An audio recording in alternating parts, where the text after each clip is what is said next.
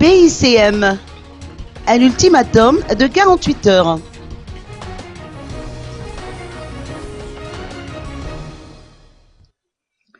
Les clients déposants de la banque BICM, réunis au sein de l'association du même nom, réclament le remboursement de leurs créances qui auraient dû être effectives il y a un mois.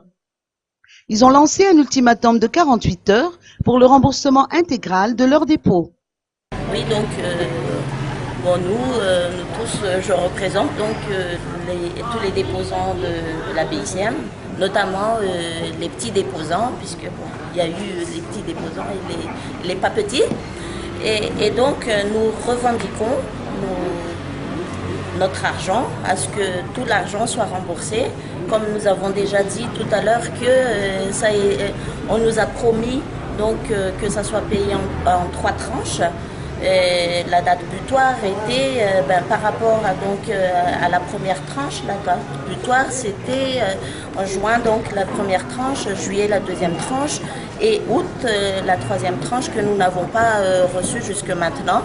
Donc nous revendiquons, nous appelons surtout donc le Rai Amadé, qui est le président de la République, à voir de près notre cas et puis surtout donc de faire avancer les choses, faire débloquer les choses, puisque nous sommes tous des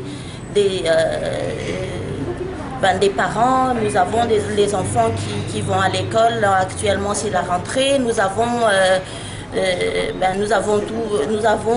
presque la moitié ou même plus, nous avons tous une société à faire tourner, donc actuellement comme déjà nous avons un problème socio-économique dans le pays, notre argent, nous en avons besoin pour faire avancer les choses. Donc voilà. Et qu'allez-vous faire si votre argent ne sera pas... Donc comme a été précisé par le président, notre président tout à l'heure de l'association, que nous donnons donc un ultimatum de 48 heures à partir de maintenant, que nous allons bouger plus, faire plus de pression au fait que nous ne pouvons pas encore vous dire qu'est-ce que nous allons faire, mais vous serez certainement au courant puisque vous allez nous suivre dans notre démarche. Et donc, au bout de 48 heures, nous espérons ne pas arriver là. C'est-à-dire que nous espérons toujours, avant 48 heures, qu'il y ait au moins une proposition qui nous sera donnée.